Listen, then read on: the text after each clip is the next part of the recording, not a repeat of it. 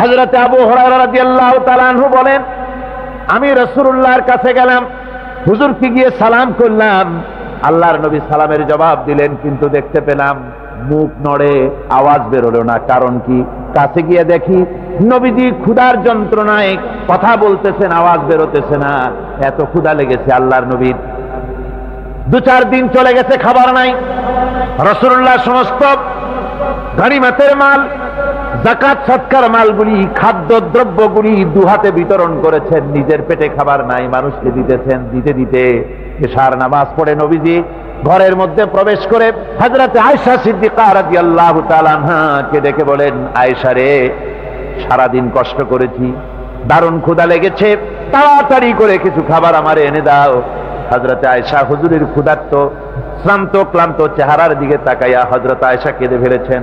হযরত মা আয়েশা কাঁদেন আর বলেন, ইয়া রাসূলুল্লাহ, হে আল্লাহর নামের কসম করে বলি, আমি আয়েশার ঘরে কোনো পানি ছাড়া কোনো খাবার নাই।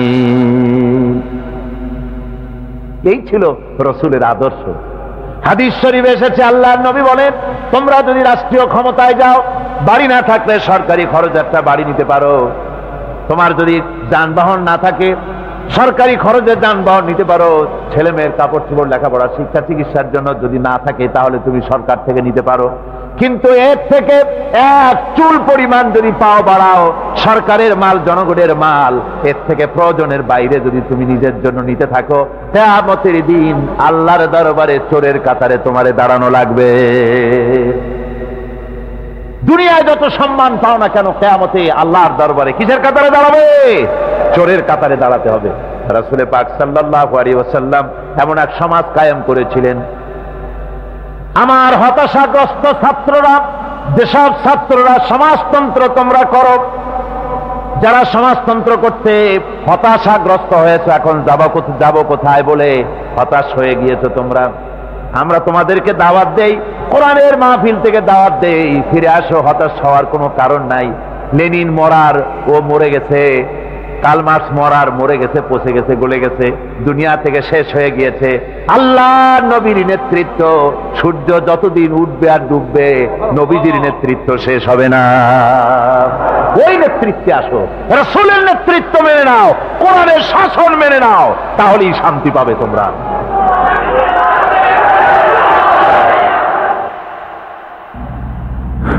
আল্লাহর নবী দুপুরে আরাম করতেছিলেন। হযরত ওমর বলেন, আমি দেখতে গিয়েছিলাম রাসূলুল্লাহকে, আমি যাই সালাম দিলাম, হুজুর উঠে বসলেন। আমি দেখি খেজুরের পাতা দিয়া বুনানো দড়ি, সেই দড়ি দিয়া বুনানো খাটিয়া এখনো মক্কা মদিনায় আছে, যারা হজ করতে গেছেন দেখেছেন।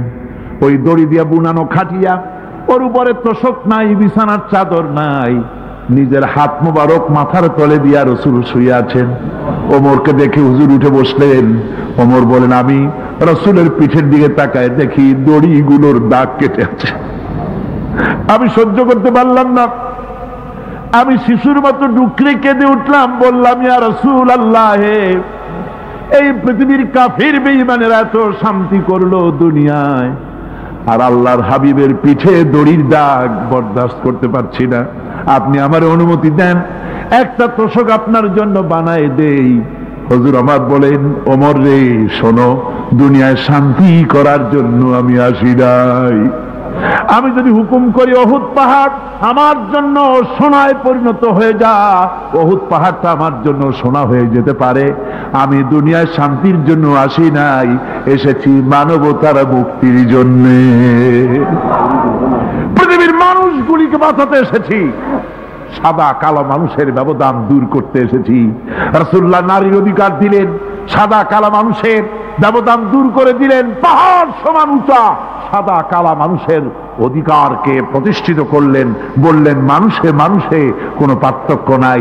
আরবের উপরে অনারবের, আরবের উপরে আরবের, ভাষার, সাদার উপরে কালোর, কালোর উপরে সাদার, কোন বর্ণ বৈষম্য ইত্যাদি দিয়ে মানুষের ফজিলত হয় না, মানুষের মর্যাদা বাড়ে। ইন্না আকরামাকুম ইনদাল্লাহি আতকাকুম, মানুষের মধ্যে মর্যাদা তোমাদের মধ্যে আল্লাহর কাছে তার যে ব্যক্তি তোমাদের মধ্যে আল্লাহকে বেশি ভয় করে। সুবহানাল্লাহ কন, সুবহানাল্লাহ কন। আমার ভাইয়েরা, নবীজি মদিনা মুনাওয়ারায় ইসলামী রাষ্ট্রের রাষ্ট্রপ্রধান হয়েছেন, আজ বাজারে যেতেছেন, যাওয়ার সময় ডেকে ডেকে বলেন, বিধবাদের বাড়ির সামনে দিয়ে যায়, তোমাদের বাজার লাগবে নাকি? এতিমের বাড়ির সামনে থেকে যায়, তোমাদের বাজার লাগবে নাকি? আমারে বলো, আমি বাজার করে এনে দেব। নিজের পেটে খাবার নাই, দুয়ারে দুয়ারে খাবার পৌঁছে গেছে, খাবারের অভাব নাই, মানুষ খাওয়া পেয়েছে, পড়া পেয়েছে, চুরি ডাকাতি বন্ধ হয়ে গেছে।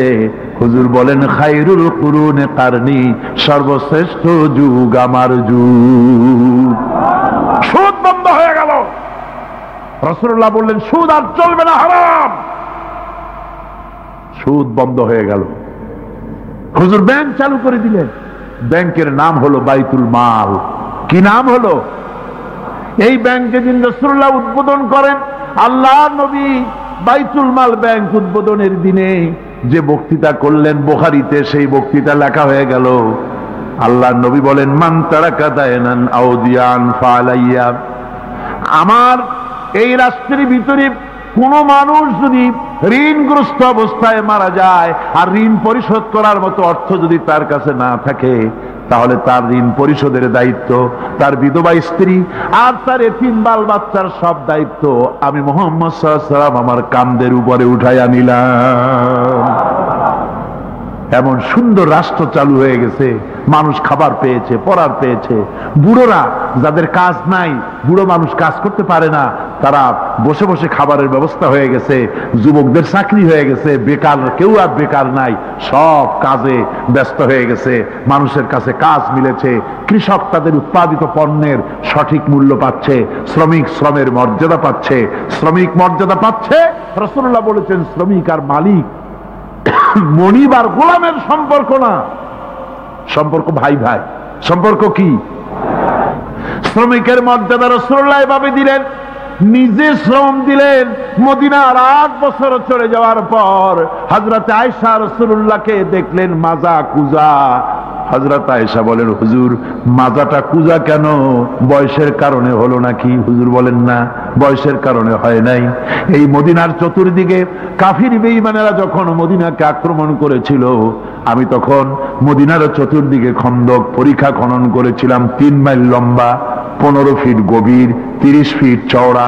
সাহাবীরা মাটি কেটেছে, আমি মাটি বহন করেছি, আবার আমি মাটি কেটেছি, সাহাবীরা মাটি কেটেছে।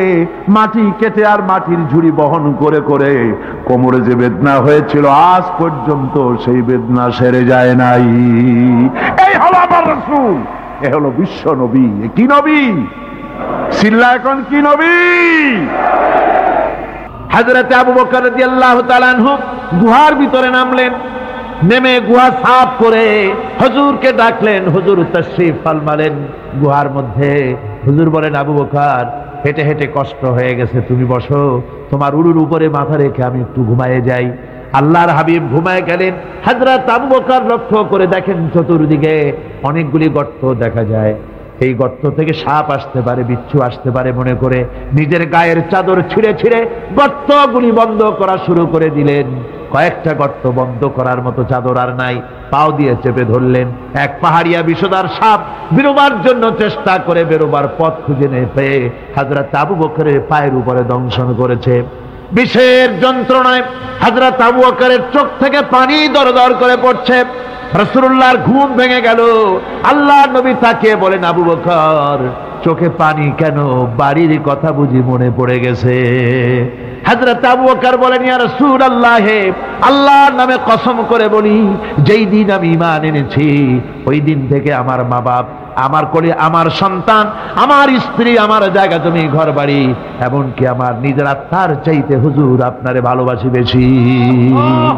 তাহলে কাঁদো কেন? হযরত আবু বকর বলেন, হুজুর, বাড়ির জন্য কাঁদি না, ছেলে পেলের জন্য কাঁদি না, সাপে দংশন করেছে, যন্ত্রণায় কাঁদতেছি। আল্লাহর নবী সঙ্গে সঙ্গে মুখ থেকে থুতু বার করে যন্ত্রণার জায়গায় লাগাই দিলেন। সঙ্গে সঙ্গে যন্ত্রণা বন্ধ হয়ে গেল। হুজুর বললেন, আবু বকর, প্রথম যখন তোমার এই আঘাত করেছিল সাপে, আমাকে কেন তাড়াতাড়ি বলো নাই? এতক্ষণ তো তোমার কষ্ট হতো না। হযরত আবু বকর বলেন, ইয়া রাসূলুল্লাহ, ওটা তো সাপে কাটার যন্ত্রণা, ওই যন্ত্রণায় আমার রক্ত জ্বলতেছে, যন্ত্রণায় যন্ত্রণায় আমার কলেজাটা যদি ফেটেও যেত। আল্লাহর হাবিব আরাম ফরমাচ্ছিলেন, আমি তাকে আরামে বিঘ্ন ঘটাতে পারতাম না। আমার ভাইয়েরা, হযরতে আবু বকর, হযরতে রাসূল দুজন বসে আছেন। এমনি সময় কাফের বেঈমানেরা খুঁজতে খুঁজতে জায়গা মতো এসে গেছে। একজনে বলে ভিতরে আছে, আর একজনে বলে নাই।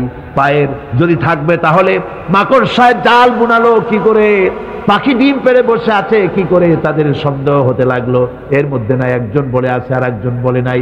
হযরত আবু বকর ভয়ের চোটে কেঁদে ফেলেছেন, হুজুর আর উপায় নাই। এই যে অবস্থা, এই অবস্থার ভিতরে, এই অবস্থার ভেতরেও আল্লাহ নবী এতটুকুন ঘাবড়ে যান নাই। শত্রুরা তরবারি নিয়ে এসেছে, সুযোগ পেলেই একটু তাকালেই দেখতে পাবে, তুলে মেরে ফেলে দেবে। আল্লাহর হাবিব মোটেই ধৈর্য হারালেন না, এতটুকুন হতাশ হলেন না। আল্লাহ পাকের হাবিব তার সাথীকে কি বললেন, তখন কোরআনে কারীম সূরা তাওবার মধ্যে আল্লাহ তা উদ্ধৃত করেছেন মুমিনদের জন্য, ইযহুমা ফিল গার ইয ইয়াকুলু লিসাহিবিহি লা তাহজান ইন্নাল্লাহা মা'ানা। ও আমার সাথী, ও বন্ধু, ভয় করো না, চিন্তা করো না, আমরা মাইনরিটি নই, আমরাই মেজরিটি। তার কারণ আল্লাহ আমাদের সাথে আছেন। সুবহানাল্লাহ। রাসূলুল্লাহ সাল্লাল্লাহু আলাইহি ওয়াসাল্লাম অত্যন্ত সাদাসিধে জীবন যাপন করতেন। হিজরত করে মদিনায় গিয়ে ইসলামী রাষ্ট্র কায়েম করার পরও তার দারিদ্রতা কাটেনি। হাদিসে এসেছে সে কথা।